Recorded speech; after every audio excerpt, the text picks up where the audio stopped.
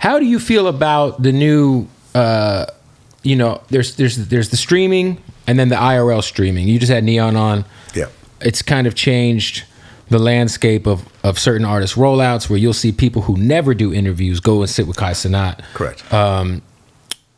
You've seen guys like Elliott Wilson be pretty critical of some of these new guys, But what are your thoughts on just this new medium and these new personalities? I love Kai. I think he's great. But what are your thoughts on just where the where does the streaming world fit in? And I think it's amazing. I think that you had this group of young guys who sort of incorporated video games into a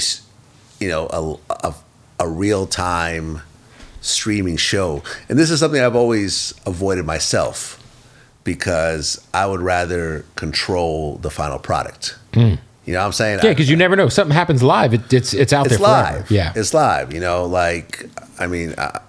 I remember maybe about a year ago or so,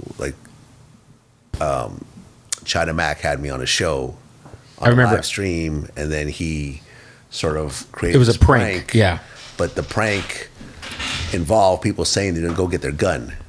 You know what I'm saying? And it put you in a precarious situation. It put me in a very weird situation, because, I had a weapon on me as well during that time. And it was like, luckily I didn't do anything with it. Right.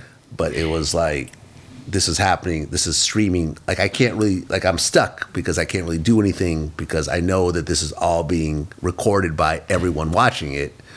And of course, it's coming out as we're doing it. And this was that's where me and him, we kind of stopped working together, because I was like, this worked out okay this time, but yeah, it's just a weird situation to put somebody in. It could have been right. Like if very you're gonna, different. Like, look, if we're gonna do a prank, give me the heads up before it happens, so I'm not caught off guard. Yeah, but that's the thing. But these guys like the Neons and the Kai Cenats and the Aiden Rosses, they flourish in this type of environment. Yeah, and they've done great. They've made millions and millions of dollars. And I've always embraced. I've nenever been like the old man on the porch. I've always listened to new music. I've always embraced new content creators. Like I said, even with me and you, when you're like, hey, come do my show, and I'm like, I'm not going to do it right now, but I will do it at some point. Right. If you stay with it and you keep taking it seriously, I will come and do it. Right. Because I'm respecting what you're doing. It's just not the right time right now. Yeah, it's people don't know, there was a point in time of Vlad TV's history where you were reaching out to kind of different personalities. I think Jenny Boom Boom from Connecticut. Charlemagne's first appearance outside of South Carolina was on a Vlad TV mixtape.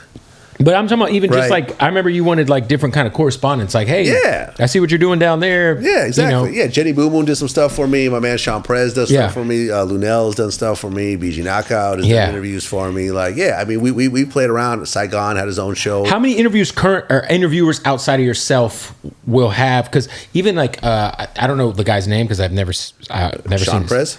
Is that the guy who will do some of the shit in New York with some of the?